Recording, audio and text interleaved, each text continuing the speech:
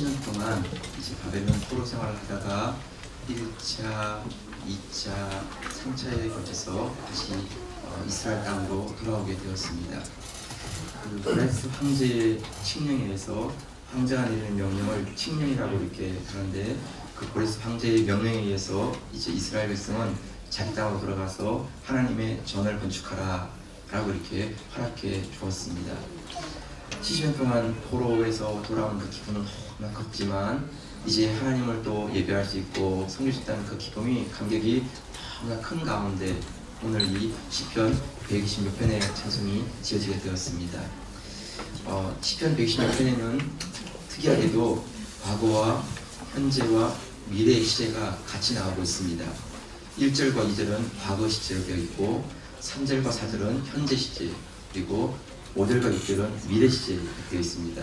한 시편에서 이렇게 과거와 현재와 미래가 함께 있는 것 참 특이한 기도입니다.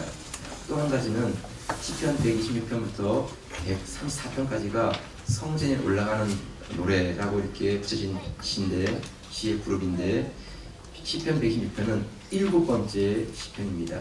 그러니까 성전으로 올라가는 그 노래 가운데 7번째로 부르는 그 노래입니다. 그래서 오늘 이 시편 126편을 통하여서 이스라엘 백성들이 포로에 돌아오는 그 기쁨과 감격이 어땠는지, 그리고 그것을 통하여서 그들이 왜 이 찬양을 성전에 올라가는 이런 노래로 이 찬양식을 드리게 되었는지, 우리가 이것을 추수감사절의 이 기쁨 가운데 함께 잠시 말씀을 나누면 좋겠습니다. 우선 오늘 본문에서 우리에게 주신 첫 번째 메시지가 뭐냐 하면, 하나님께서 주신 과거의 은혜에 대해서 감사하는 이 고백을 하고 있습니다. 1절과 2절인데 같이 한번 보시죠. 1절 2절 말씀 시작. 여호와께서 시온의 포로를 돌리실 때에 우리가 꿈꾸는 것 같았도다. 그때 우리 입에는 웃음이 가득하고 우리 혀에는 찬양이 찼었도다. 열방 중에서 말하기를 여호와께서 저희를 위하여 대사를 행하셨다 하였도다. 시온에서 포로를 돌리실 때에 너무나 기쁜 나머지 마치 그것은 꿈꾸는 것과 같다, 이렇게 말하고 있습니다. 정말일까? 사실일까? 내가 지금 꿈꾸고 있는 것은 아닐까? 이런 마음이 들 정도였다는 것입니다. 그래서 입에서는 막 탄송이 나오고 그 혀에서는 기쁨이 나오는 너무나 즐거운 그런 가운데 그 포로에서 돌아오는 이 모습을 지금 기록하고 있습니다. 그런데 그 일이 어떤 일인가에 대해서 2절 하반절에 보게 되면 여호와께서 저희를 위하여 대사를 하셨다 되어 있어요. 이 대사라는 게 뭔가 하면 그레이팅이에요. 큰 일을 하셨다 이런 것이죠. 이 큰 일이라는 게 뭔가 하면 지금의 이란 쪽에서 놀라운 변화가 일어났는데, 강대국이었던 바벨론 지역이 하루아침에 무너지고 그 뒤에 페르시아와 바사, 메데와 바사라고 하는 그 페르시아 제국이 등장이 되었어요. 바벨론 자체는 참 강대국이었습니다. 그래서 그 티그리스 유프라테스 강을 중심으로 해서 거대한 영토를 차지하고 있었지만, 그 니느웨 성이 하루아침에 이렇게 무너지면서 그 바벨론 제국이 무너지게 되었어요.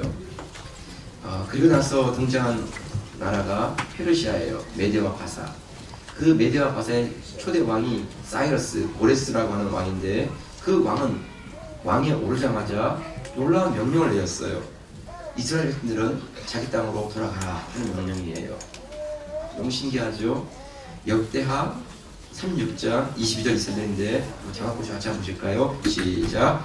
바사왕 고레스 원년에 여호와께서 예레미야의 입으로 하신 말씀을 응하게 하시려고 바사왕 고레스의 마음을 감동시키니 저가 온 나라에 공포도 하고 조서도 내어 부르되, 바사왕 고레스는 말하기를 하늘의 신 여호와께서 세상 만국으로 내게 주셨고 나를 명하여 유다 예루살렘에 전을 건축하라 하셨나니 너희 중에 무릇 그 백성들은 다 올라갈지어다. 너희 하나님 여호와께서 함께하시기를 원하노라 하였더라.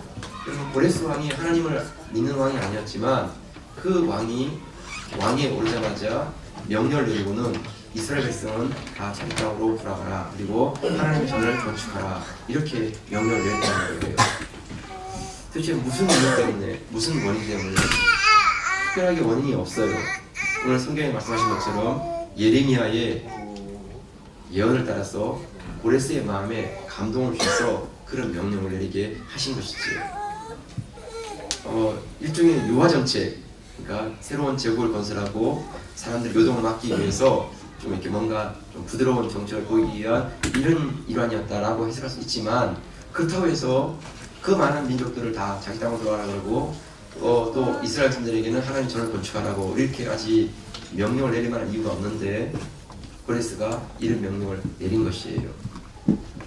이런 것을 보면서 하나님께서 큰 일을 하셨다, great things, 너무나 엄청난 일을 하셨다 하는 것을 깨닫게 되고, 이스라엘 백성들이 하나님께서 자기들 포기하지 않고 끝까지 지켜주시고 함께 하시고 소망을 주신 그 일 때문에 기뻐하며 찬양하는 이런 고백을 하고 있는 것입니다. 그리고 이스라엘 백성이 독립하기 위해서 무슨 지하운동을 하고 독립운동을 벌이고 한 게 아니었어요. 하나님께서 예레미야를 통해서 70년이 되면 다시 너희들 이 땅으로 불러드리겠다라고 하시는 그 하나님의 말씀에 따라서 하나님께서 고레스 왕의 마음을 움직이시고 그에게 이런 명령을 내리게 하신 것이지요. 여러분, 우리가 하나님을 알게 되고 하나님의 은혜를 경험하면서 깨닫게 되는 것은 뭔가 하면, 우리의 인생의 문은 우리가 열어가는 것이 아니라 하나님이 열어주시는 것이에요. 은혜 받은 사람으로서 깨닫게 되는 것은 인생은 능동태가 아니고 수동태예요. 내가 무엇을 막 한다 해서 되는 게 아니고 하나님께서 결정적인 순간에 중요한 문제에 그 물꼬를 터주셔야 돼요. 길을 열어주셔야 돼요. 그때 나는 하나님이 인도하신, 열어주신 그것을 바라보고 나아갈 수 있는 그런 삶이 되는 것이에요. 우리가 하나님을 모를 때는 내가 열심히 살아가면 되는 것 같았어요. 내가 밤낮으로 수고하면 돈을 벌 수 있는 것 같았어요. 그런데 하나님을 만나게 되고 하나님 은혜를 경험하고 깨닫게 되는 것은 그런 열심과 수고가 하나님께서 지켜주지 않으면 다 헛되고 만다는 것이에요. 많은 돈을 벌었지만 그냥 몸이 아파서 병원으로 나가고, 열심히 일했지만 갑자기 사고가 나서 암이 생기고 이런 것이지요. 그런데 하나님께서 우리가 묶여있는 문제, 막혀있는 문제, 풀려지지 않는 문제, 이런 문제 가운데 하나님께서 간섭하시고 그 문제를 해결해 주시면 나머지는 다 열리는 것이고 처리되는 것이에요. 그래서 우리의 태도가 뭔가 하면 내가 뭘 하겠다고 자꾸 나서기보다는 하나님을 의지하고 하나님을 바라보고 하나님 도심을 구하고 그런 삶으로 바뀌는 것이지. 여러분, 고레스 왕 페르시아 제국이 이스라엘 백성들에게 그런 놀라운 일을 허락하실 이유가 어디 있겠습니까? 설명할 수가 없는 것이지요. 이유를 말할 수가 없는 것이지요.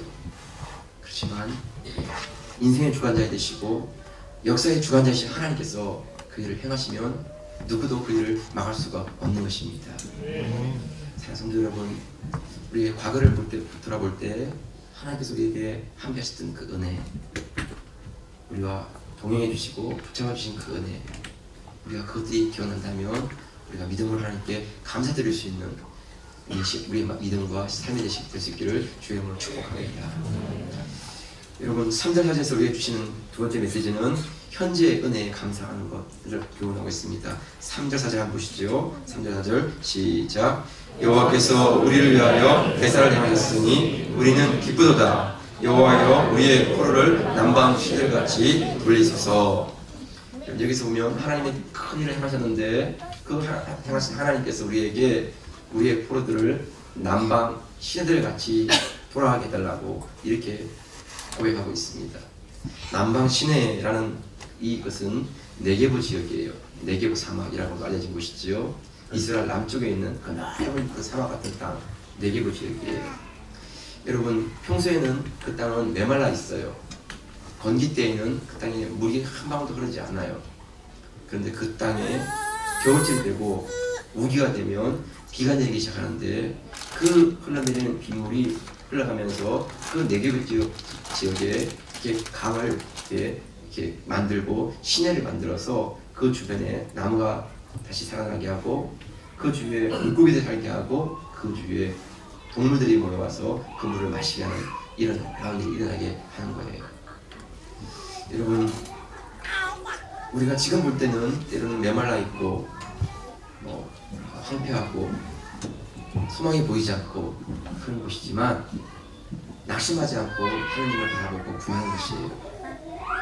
우리의 삶을 남방 시내와 같이 메마른 이 땅이지만 하나님의 은혜의 비가 내리고 하나님의 축복의 비가 내리고 하나님의 궁일의 은혜가 비가 내릴 때 이 땅을 다 적시는 그런 땅으로 바꿔달라고, 이게 현재 주시는 하나님의 은혜에 대한 간구이고 소망인 것이에요.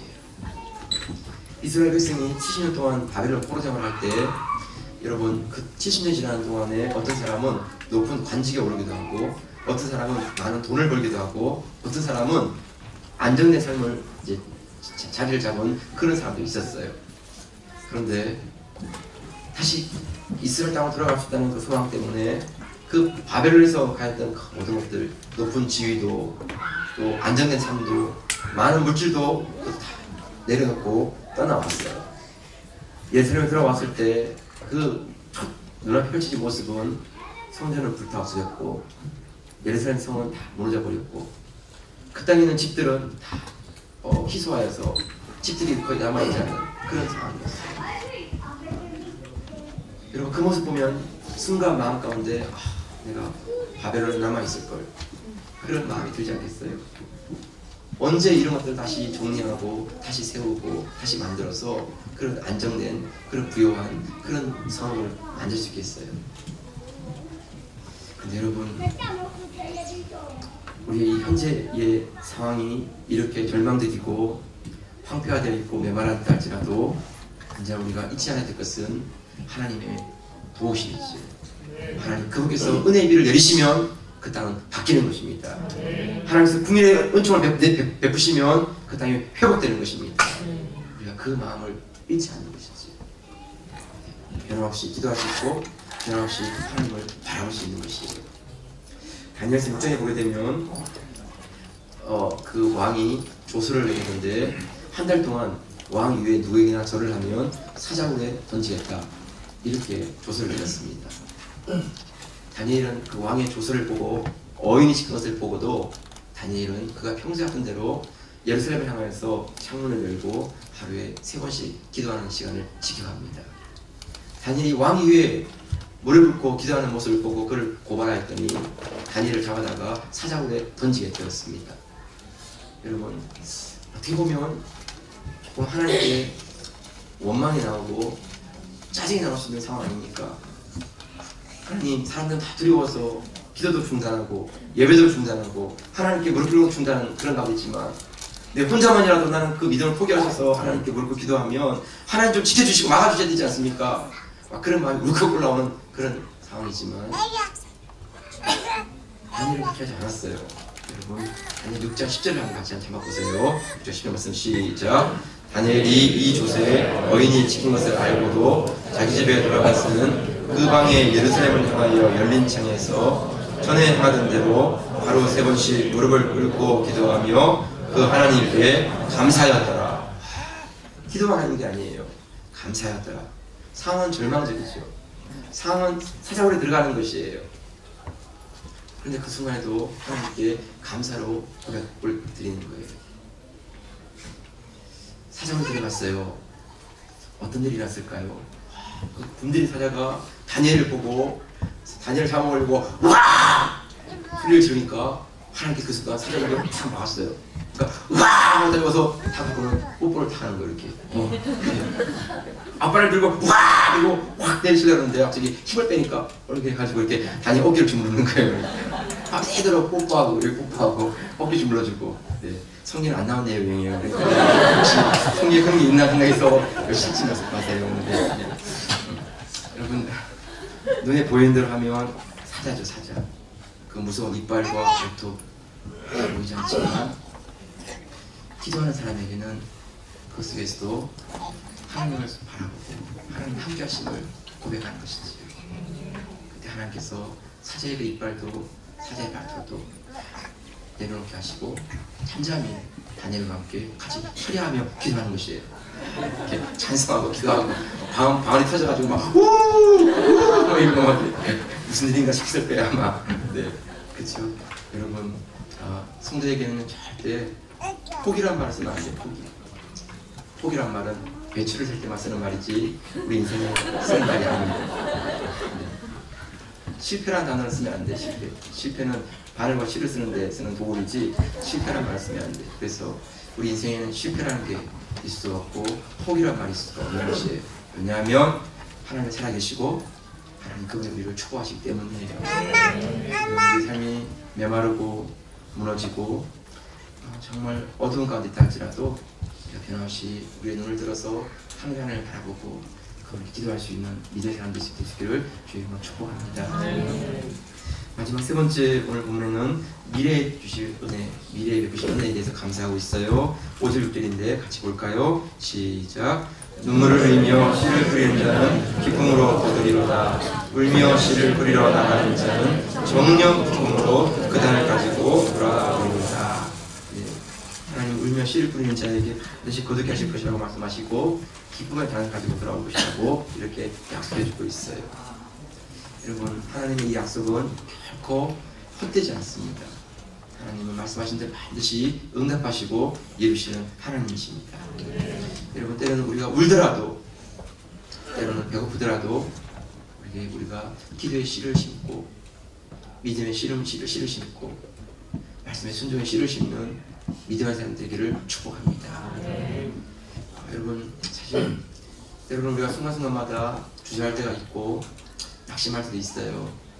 그렇지만 여러분, 하나님 반드시 울면서 씨를 뿌리더라도 하나님 때가 되면 그 씨앗이 항상 수확이 되어서 우리가 거두게 하시는 그날이 있을 것이라고 약속해 주십니다.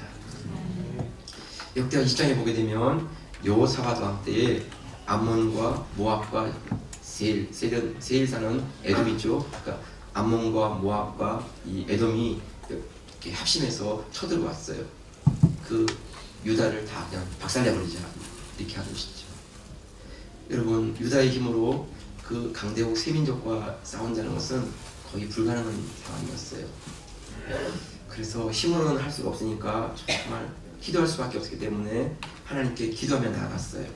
그래서 역대하 20장 21절 말씀인데 같이 한번 보실까요? 잘 아시는 말씀인데 시작. 백성으로 더불어 의논하고 노래하는 자를 택하여 거룩한 예복을 입히고 군대 앞에서 행하며 여호와를 찬송하여 이르기를 여호와께 감사하세 그 자비하심이 영원하도다 하게 되었더니. 여러분, 지금 전쟁 상황 가운데 웬 정신나간 지금 뭐 왕입니까? 지금 이렇게 한다고 무슨 싸움을 할 수 있겠습니까? 그렇죠? 그런데 여러분, 어차피 싸움도 할 수가 없는 거예요. 이거. 그러니까 하나님께 기도하며 하나님 바라보며 하나님의 은혜를 구하는 것이지요. 그래서 여호와께 감사하세 그 자비하심이 영원하도다 이러면서 이렇게 나간 것이에요. 그런데 놀라운 일이 났어요. 이런 찬송과 이런 기도가 일어났을 때 하나님은 복병을 준비했다가 그 복병이 나와서 그들을 치게 하셨는데 역대하 20장 20절 23절이에요. 같이 한번 보세요. 시작. 그 노래와 찬송이 시작될 때에 여호와께서 복병을 두어 유다를 치러 온 암몬 자손과 모압과 세일산 사람을 치게 하심으로 저희가 피하였으니 곧 암몬과 모압 자손이 일어나 세일산 거민을 쳐서 진멸하고 세일 거민을 멸한 후에는 저희가 피차에 살육하였더라. 하나님께서 복병을 뒀다는데 이 복병이 어디서 나오는지는 전혀 알 수가 없어요. 아무튼 복병이 뭔가 튀어나오는데 그 복병이 튀어나와서 그들 가운데 공격하니까 암몬과 모압 두 나라 연합해서 에돔 사람들과 2대1로 싸워서 에돔을 다 박살낸 거예요. 그 다음에 또 암몬과 모압 두 나라가 또 싸우게 되는 거예요. 서로 막 치고 막 가면서 두 나라가 다 무너지게 되었어요. 그래서 세 나라가 다 동시에 무너지고 말았어요. 유다 백성은 칼 한 번 쓰지 않았어요. 그냥 여호와께 감사하세 그 인자하심과 영원하심이 자비하심이 영원하다 이렇게 찬양만 들고 있는 가운데 그 세 나라가 이렇게 그냥 싸워가지고 다 무너지고 난 것이었어요.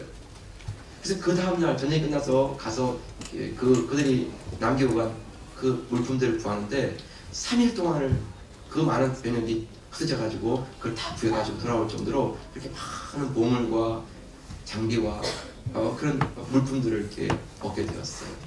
그래서 그 골짜기를 브라가 골짜기, 찬송의 골짜기 이렇게 이름을 붙였다라고 말씀하고 있어요.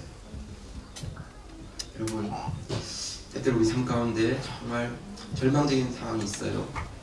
사업은 참 되지 않고 관계가 다 망가지고 또 자신은 어딘지는 모르지만 몸이 아파서 이렇게 자꾸 이렇게 싫은 심을 앓게 되는 그런 순간들.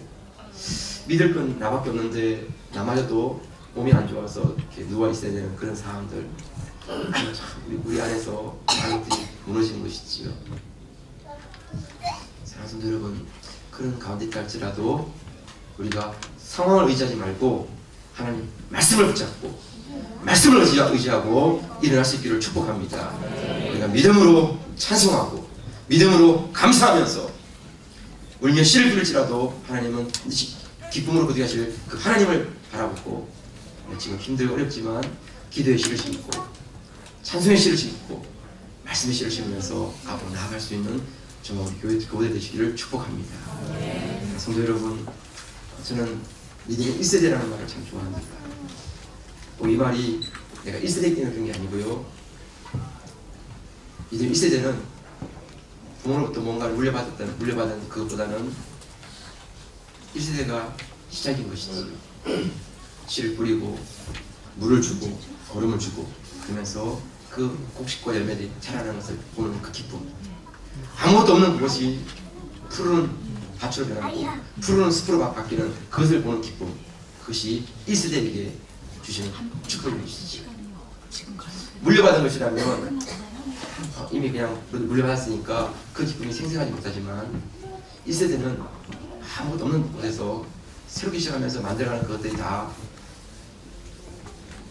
그가 수고한 그 수고와 하나님 부으신 은혜가 함께하여서 그 놀라운 일을 바라보게 되는 것이죠. 여러분, 우리가 사람을 의지하고 환경을 의지하는 것이 아니라 우리를 과거에 지켜주셨고 지금도 함께하시고 앞으로 인생을 책임지실 하나님을 바라보고요.